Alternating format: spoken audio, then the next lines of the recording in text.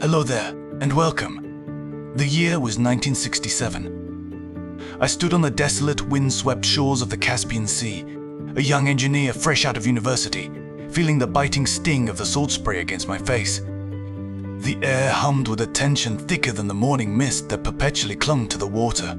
We were miles from any major city, isolated, guarded, swallowed by the sheer secrecy of our work. My heart hammered against my ribs, a drumbeat of anticipation and terror.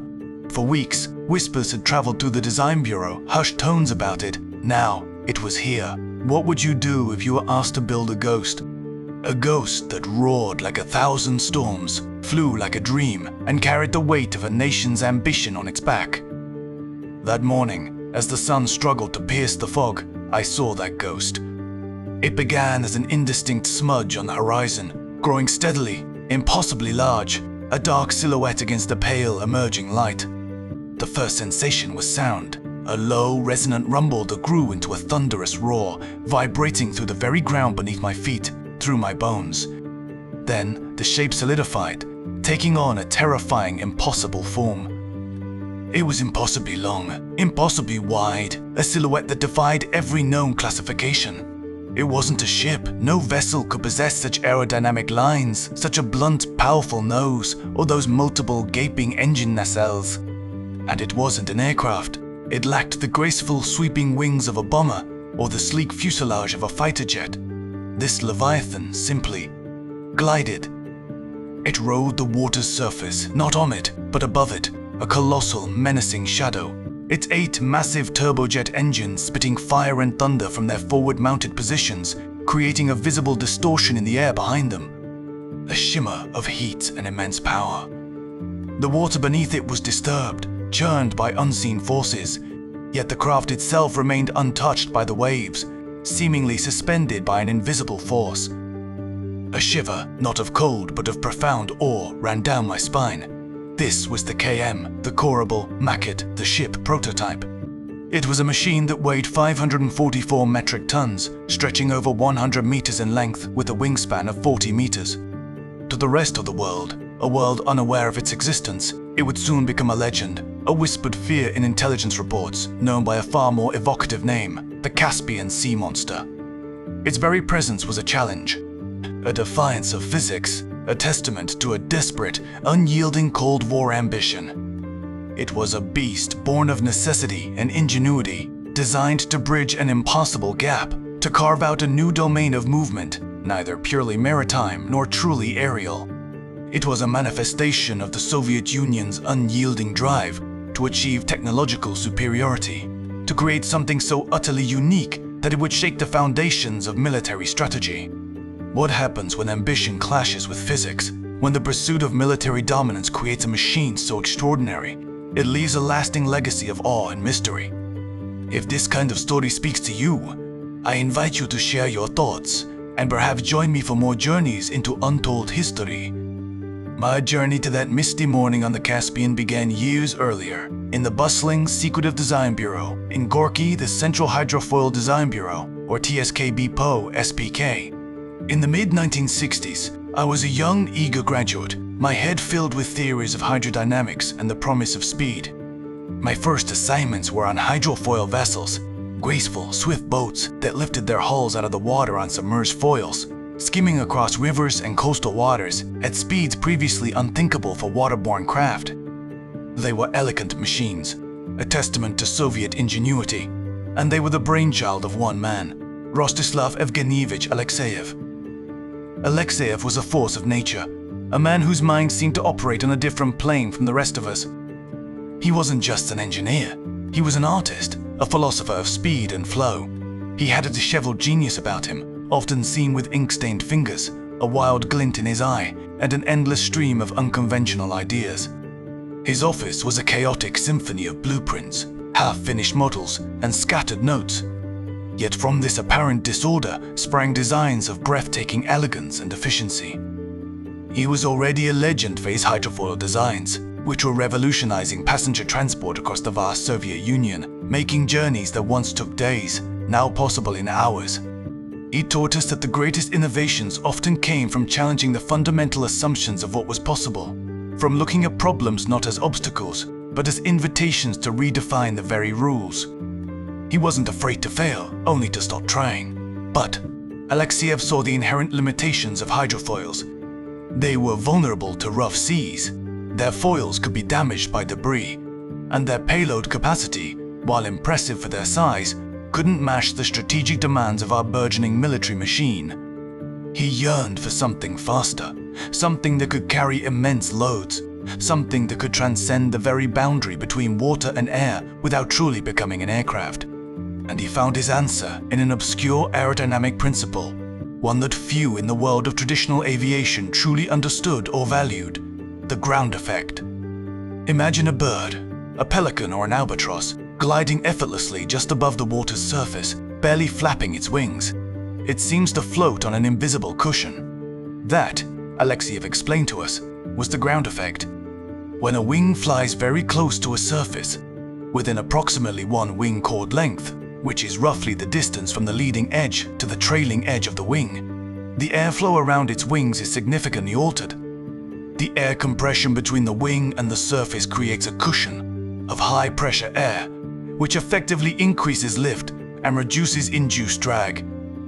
Induced drag is the aerodynamic resistance created by the generation of lift, and it is a major factor in conventional flight. By operating in ground effect, this resistance is significantly minimized because the wingtip vortices, which are a primary cause of induced drag, are suppressed when the wing is close to the surface. Think of it, Dmitry, Alexeyev would boom, his voice resonating with an almost childlike enthusiasm during our theoretical sessions, often sketching furiously on a whiteboard, like driving a car on a road, but instead of wheels, you have wings. And the road is a layer of compressed air. The friction, the resistance, it just vanishes. The air doesn't have to flow around the wing as much. It's trapped, compressed, and it acts like a frictionless ramp. He'd draw diagrams on blackboards, often smudging the chalk with his hand, showing how the downwash, the air pushed downwards by the wing, was reduced when close to the surface. This meant less energy wasted, more efficiency. It was a simple yet profound concept: more lift, less drag, for the same amount of power, simply by staying low. For the Soviet Union, obsessed with rapid deployment and heavy lift capabilities, this wasn't just a curiosity, it was a potential revolution. A vehicle that could fly at aircraft speeds while carrying ship-sized payloads, remaining below the radar horizon, avoiding minefields and submarine threats. It was the ultimate strategic advantage. A new class of military platform that could outmaneuver and outgun any existing vessel. The International Maritime Organization would later classify them as maritime ships, a testament to their unique amphibious nature, blurring the lines of traditional transport and creating an entirely new category. The early days of the Ekranoplan project were shrouded in a level of secrecy that bordered on paranoia. Our work was conducted behind high walls, inside windowless hangars, under the constant gaze of stern-faced security officers. Every document was classified, every conversation whispered, every design detail guarded with extreme vigilance. The sheer scale of the vision meant immense state investment channeled away from consumer goods and into this audacious military dream. We were a nation pushing the boundaries, driven by the geopolitical realities of the Cold War. The arms race was not just about nuclear weapons. It was a race for every conceivable technological edge. Sputnik had proven our scientific might to the world, demonstrating our capability to launch objects into space. And now, the Ekranoplan was to be the next great testament to Soviet technological superiority, a symbol of our ingenuity and our military might that would leave the West scrambling to understand. Alexeyev, with his hydrofoil successes, had captured the attention of Nikita Khrushchev himself, who, by all accounts, was captivated by the idea of these sea skimmers as a revolutionary new weapon. And so, in our quiet bureau in Gorky, thousands of engineers and technicians dedicated their lives, their intellect, and their boundless energy to building the impossible, convinced that they were shaping the future. My first assignment to the Ekranoplan project, specifically to the KM, felt like being handed the keys to a dream. The sheer scale of it.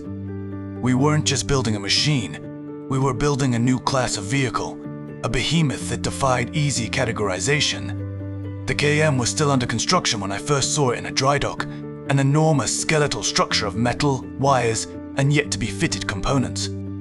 Its sheer length, over 100 meters, longer than many modern battleships, and its unusual stubby wings hinted at something truly alien. Workers swarmed over it like ants on a fallen giant, their figures dwarfed by its sheer immensity.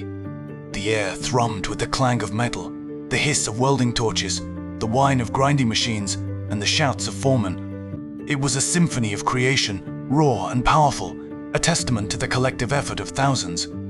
Once construction was complete, the KM was painstakingly moved to its secret testing grounds on the Caspian Sea, a vast inland sea chosen for its isolation, its immense size, and its relatively calm waters, far from the prying eyes of the West. It was here, in 1967, that the West got its first, blurry, yet utterly shocking glimpse of our creation. A US reconnaissance satellite, passing high above, captured an image of a massive, unusual aircraft on the Caspian Sea, leading the CIA to coin the term Caspian Sea Monster. We heard the rumors through our filtered intelligence, and there was a strange mix of pride and apprehension. Pride, because our secrecy had worked and we had genuinely startled them, created a genuine mystery. Apprehension, because now the eyes of the world, or at least the Western world's intelligence agencies, were metaphorically on our Caspian shores, watching, wondering, fearing what we might unleash next.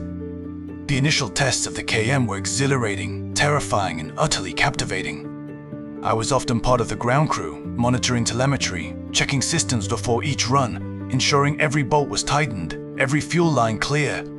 The pre-flight checks were meticulous, painstaking, stretching for hours, sometimes days, given the sheer complexity of the machine. Then, the moment of truth, the engines would roar to life, a deep, guttural sound that vibrated through the very ground beneath our feet, rattling windows in distant observation posts. All 8 Kuznetsov NK-87 turbojets, each an immensely powerful engine designed for strategic bombers mounted on the front of the fuselage, would unleash their immense thrust. This wasn't just for propulsion. These forward-mounted engines used a powered lift or ram wing effect, blasting air under the wing to create an even stronger air cushion, significantly reducing the takeoff run and allowing the colossal craft to lift off with surprising agility. The first time I saw it lift clear of the water, a gasp escaped my lips, lost in the thunderous noise. It wasn't a graceful takeoff like an aircraft, ascending slowly and majestically. It was more like a controlled surge, a powerful heave as it rose a mere meter or two above the waves. Then, with a speed that defied its gargantuan size, it would accelerate, kicking up plumes of spray as it skimmed across the vast expanse of the Caspian. Speeds of 400 km/h were routinely achieved, sometimes even pushing 500 km/h. From our vantage point on shore, it looked like a shadow skipping across the water, a blur of motion against the distant horizon, leaving a wide, turbulent wake. We were pushing boundaries every day, recording data, refining systems, learning what this monster could and could not do. It was a proof of concept, a giant, floating laboratory on the water, designed to gather the knowledge that would pave the way for operational ground effect vehicles. This experimental nature, however, also meant inherent risks. The KM, for all its power and technological marvel, was fragile in its own way. It was a prototype, designed to break barriers, not necessarily to be foolproof or robust for combat. For over 15 years, it served us well, gathering invaluable data, teaching us the intricacies of large-scale ground effect flight. Until that terrible day in 1980. I remember the radio crackling with frantic reports. A routine test flight. A new, less experienced pilot at the controls, perhaps feeling the pressure of piloting such a legend. A moment of misjudgment. He hit the water too hard during an attempted landing, miscalculating the precise altitude, perhaps reacting too slowly to a sudden gust of wind or a deceptively small wave that suddenly loomed larger than anticipated. The impact was catastrophic. The behemoth, which had defied physics for so long, finally succumbed to its unforgiving laws. The metallic shriek of tearing fuselage echoed across the water, followed by a sickening splash that sent spray hundreds of feet into the air. We raced out in support boats, our hearts in our throats, dread coiling in our stomachs. The KM was heavily damaged. Its massive structure crumpled in places, listing dangerously. Parts of its hull breached. The pilot, thankfully, survived, pulled from the wreckage by the rescue crews. But the dream, in that moment, felt shattered, lying broken on the water. Retrieving the data, salvaging what we could, was a somber task. Divers worked tirelessly in the murky water, recovering black boxes and damaged components. We spent weeks analyzing every piece of data, every structural failure, trying to understand exactly what went wrong. The Caspian Sea Monster, which had once filled us with such pride and the world with such fear, was no more. But its sacrifice was not in vain. Every crack in its hull, every fractured component, every line of telemetry data told us a story, teaching us lessons that would inform the next generation of Ekranoplans. We mourned its loss, yes, but we also understood that it had paved the way for what was to come, a necessary casualty in the relentless march of technological progress. The lessons from the KM's glorious, if tragic, life were quickly applied. The Soviet Union, in its relentless pursuit of military superiority during the Cold War, wasn't about to abandon such a promising concept. The strategic need was clear. We needed a way to rapidly deploy troops and material, to project power across vast distances, to bypass the traditional choke points of naval warfare and the vulnerability of air transport. Aircraft were fast but limited in payload. Ships were slow and vulnerable to mines, submarines, and air attacks.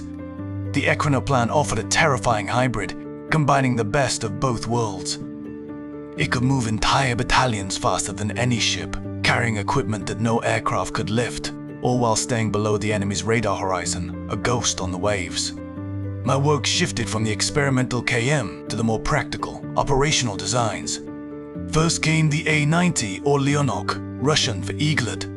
This wasn't a prototype like the KM. This was a weapon, a specialized assault transport, Ekranoplan designed for a very specific, chillingly precise purpose: to deploy naval infantry and light armored vehicles, the sturdy BTRs that were the backbone of our amphibious forces, directly onto enemy coastlines. Imagine the psychological impact: a massive, low-flying behemoth suddenly appearing on the horizon, roaring towards the shore at over 400 km/h, disgorging troops and tanks directly onto a beach, bypassing all conventional defenses. A true shock and awe tactic. The Leonok was smaller than the KM, but still immense, weighing in at around 140 metric tons. Its design was more refined, more robust for combat operations. It featured a unique hinged nose that could swing open like a giant maw, revealing a built-in ramp for rapid disembarkation of vehicles and personnel.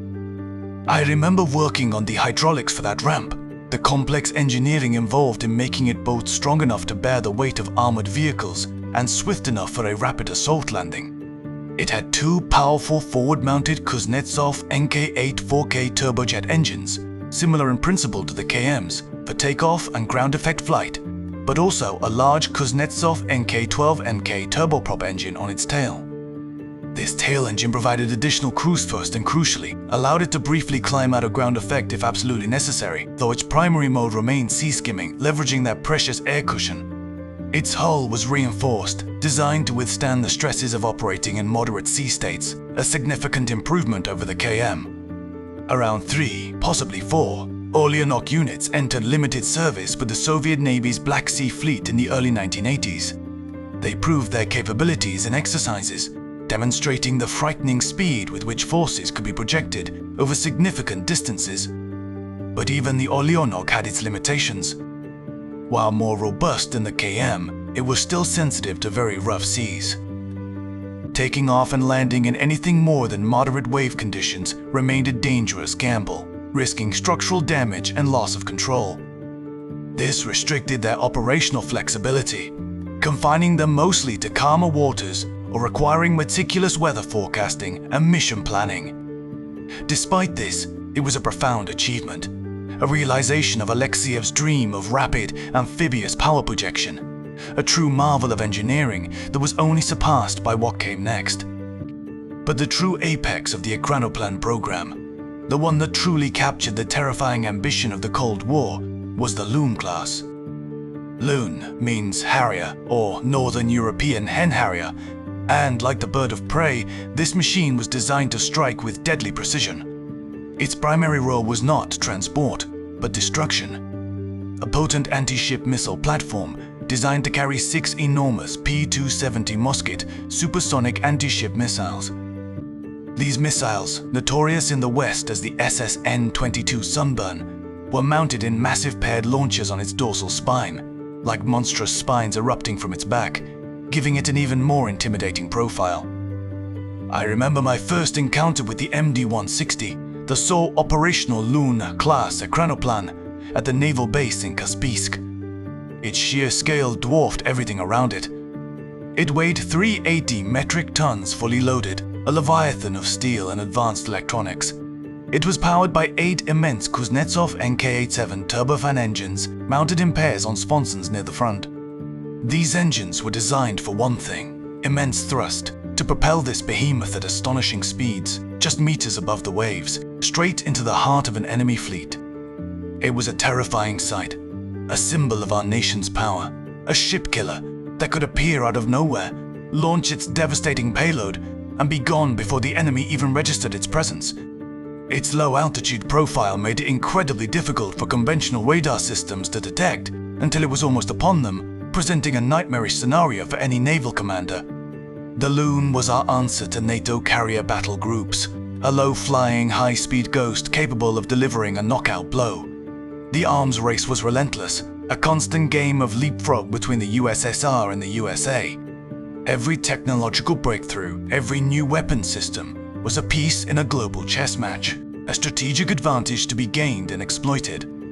The Ekranoplan, especially the Loon, was our audacious queen, a piece that could move in ways the enemy couldn't anticipate, redefining the rules of engagement. We worked long, grueling hours, driven by a sense of national duty, a quiet patriotism, and the very real fear that if we didn't innovate, the other side would. The stakes felt impossibly high, the tension palpable in every rivet, every circuit, in every line of code we wrote. We truly believed we were at the forefront of military innovation, creating a deterrent that would guarantee our security. If you've made it this far into the journey, thank you for listening. If you're enjoying this kind of storytelling, I'd be honored if you consider supporting the effort. It helps bring forgotten voices like mine back to life and ensures you won't miss the next chapter of untold history. For all their incredible promise and terrifying power, the Ekranoplans were ultimately bound by the unyielding realities of physics, engineering, and, most cruelly, politics. We had built marvels, machines that defied easy categorization, but even marvels had their Achilles heel, their inherent vulnerabilities that ultimately limited their operational scope and effectiveness. Our biggest adversary wasn't the Western navies, it was the sea itself, in all its unpredictable fury. While Ekranoplans were certainly more capable than hydrofoils in rough conditions, they were still highly sensitive to sea state. I witnessed firsthand the damage caused by unexpected waves. Even a relatively modest wave, perhaps a meter or two high, could slam into the underside of the fuselage during a high-speed run, causing violent impacts that jarred the entire craft, sending shudders through its massive structure, threatening to rip it apart. We'd inspect hairline fractures, stress points, the wear and tear on components, knowing that a truly rough sea, anything beyond a sea state 3 or 4, where waves could reach 2 or 3 meters, could mean catastrophic failure. This meant their operational envelope was severely limited. They were kings of calm, open waters, but vulnerable in stormy seas. Arctic operations, often discussed as a future role, would have presented unimaginable challenges with ice flows, freezing spray, and extreme weather conditions that would make any flight perilous.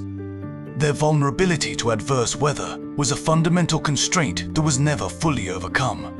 And then there was the issue of obstacles. An Ekranoplan, skimming at hundreds of kilometers per hour, just meters above the surface, had no room for error, no margin for a sudden impact. A small fishing boat, a stray log, a sudden landmass appearing through mist or fog, any of these could be fatal. Rapid high-speed maneuvering and altitude changes were difficult and risky in ground effect, demanding immense skill and precise timing from the pilot. The inertia of such a massive craft meant it couldn't simply swerve or climb out of the way on a whim. Our routes had to be meticulously planned, limited to wide-open expanses of water, far from unexpected hazards, often following well-charted shipping lanes or designated test areas. This greatly constrained their tactical flexibility and potential deployment areas. They were fast, yes, but they were also confined. Piloting these machines was an art, a unique blend of maritime navigation and aeronautical control that defied conventional training. It wasn't just about steering. It was about maintaining that precise, critical altitude above the water, constantly adjusting to subtle changes in air pressure, wind gusts, and surface conditions. The transition from waterborne movement to ground effect flight and then back to landing, especially in varying conditions, was immensely challenging. It required a skill set that few possessed, a rare breed of individual who could understand both the dynamics of a ship and the aerodynamics of an aircraft, and even fewer could master it under the immense pressure of potential combat. The training regimen was brutal, the margin for error infinitesimally small. Beyond the technical challenges, the project was constantly battling a more insidious enemy: bureaucracy and inter-service rivalry. The Soviet Navy saw the Ekranoplans as ships, arguing they were merely surface vessels operating with a new form of propulsion, and therefore should fall under their command and funding. But the Air Force insisted they were aircraft, given their speed and aerodynamic principles, and thus should be part of the aerospace forces. This endless debate over classification wasn't just academic. It was a furious struggle for resources, for control, for the very future of the program.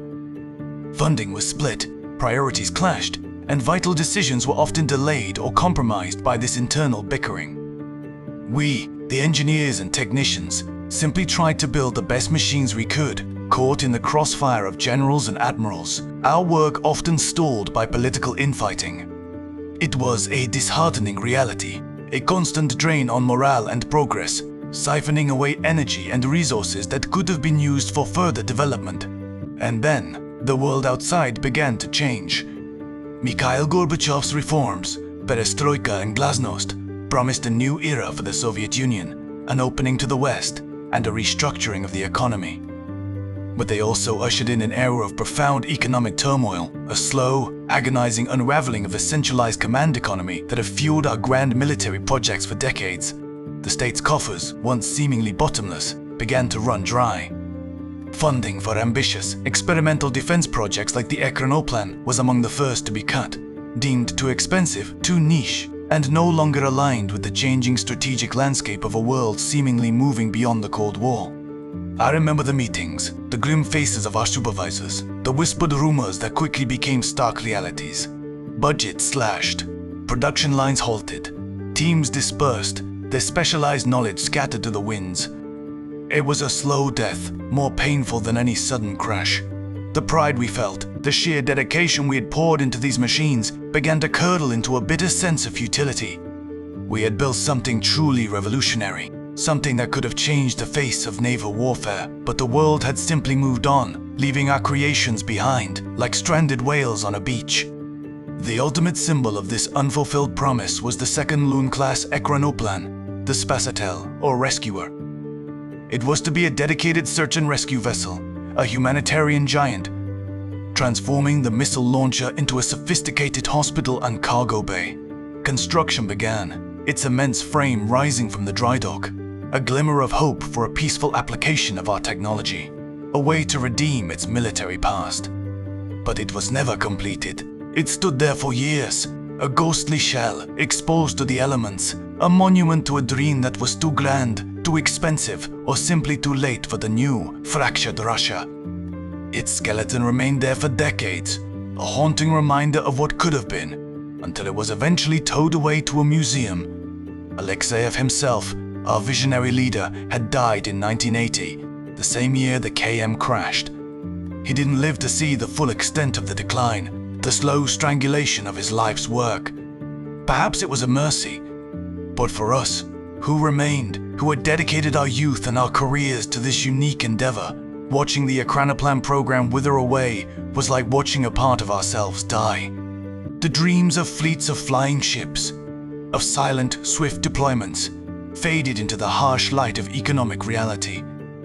Our expertise, our unique knowledge, dispersed as engineers sought work in civilian industries, their specialized skills no longer needed by a nation struggling to rebuild and redefine itself.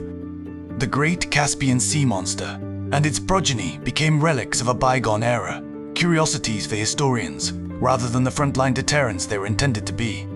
Decades have passed since the Soviet Union collapsed and the great Ekranoplan program faded into the shadows. I am an old man now, my hands gnarled with age, my memory sometimes a blur, but the images of those magnificent machines, the sound of their engines, the feel of the wind from their passage, these remain vivid, etched into the very core of my being. The Caspian Sea Monster and its brethren may have been mothballed, their operational lives tragically short, but their legacy endures, a testament to what audacious ambition and engineering prowess can achieve, even if ultimately constrained by unforgiving realities. Why does the Ekranoplan continue to captivate? Why, even today, do people speak of it with a mix of awe and disbelief? Perhaps it's the sheer audacity of the vision, the willingness to challenge the fundamental distinction between ship and aircraft. It was a true hybrid, a technological marvel that dared to exist in a liminal space, blurring the lines of what was thought possible. It embodied the raw ambition of an era, a desperate race for technological superiority, where no idea was too grand, no engineering challenge too immense.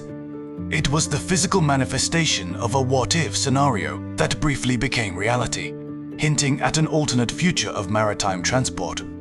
Its existence alone forced Western intelligence agencies to completely re-evaluate their understanding of Soviet capabilities, creating a ripple effect of uncertainty and fear. The Ekranoplan program, despite its limited success, stands as a powerful symbol of Soviet ambition. It showcased our nation's prowess in engineering and our willingness to invest vast resources into unconventional, cutting-edge projects to gain a strategic advantage. It reminds the world that alongside our achievements in space and nuclear technology, we were also pushing boundaries in less conventional arenas, often in profound secrecy, daring to imagine and create machines that defied easy classification. And then, a flicker of hope. In recent years, as Russia has sought to modernize its military and reassert its global presence, the whispers of Ekranoplans have returned. I've seen the reports, read the cautious optimism in the state-controlled media. There's talk of new designs, like the A050 Chaika 2, a multi-purpose ground effect vehicle intended for both civilian and military applications, promising better efficiency and versatility. There are plans for a new Orlan class, echoing the heavy lift and potential missile roles of the Loon, but with modern materials and systems.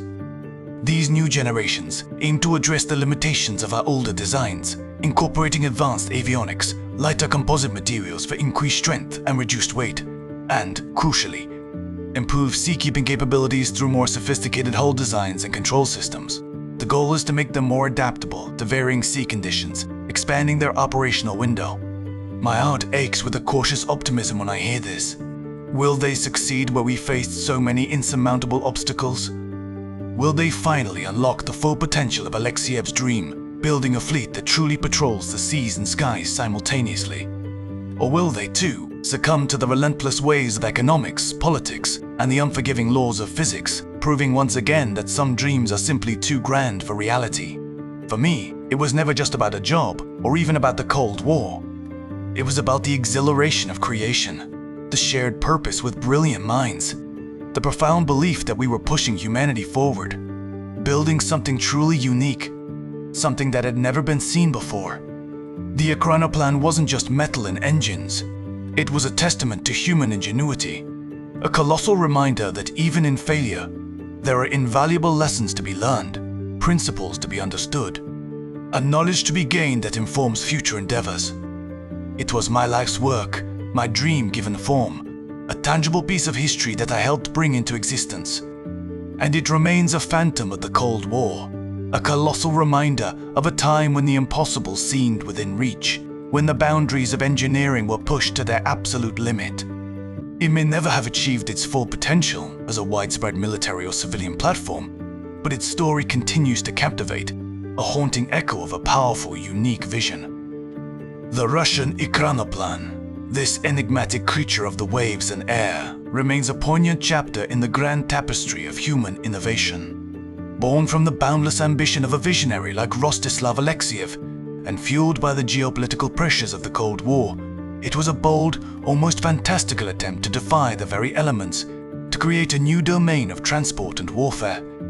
From the awe-inspiring experimental KM, a testament to raw concept validation, to the practical assault transport, Olyonok, and the formidable missile-laden Loon, each design pushed the boundaries of what was conceivable, demonstrating remarkable ingenuity and a willingness to challenge established norms. It was a dream, immense and powerful, that ultimately collided with the harsh realities of operational limitations, the unforgiving nature of the sea, bureaucratic infighting, and the seismic shifts of a changing world.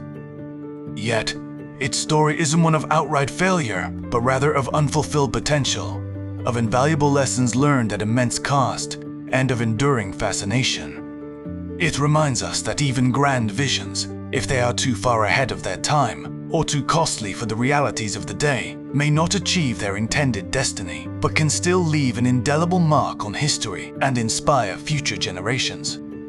But for those of us who lived it, who poured our youth, our intellect, and our very lives into its creation, the Ekranoplan is more than just a historical footnote.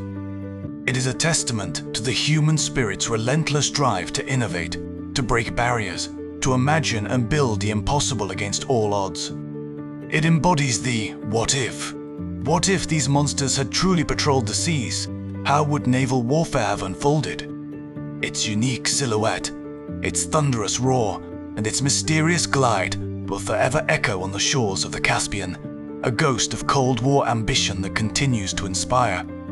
If this journey moved you, I'd love for you to share your thoughts on this incredible machine, or any other forgotten historical technologies that fascinate you.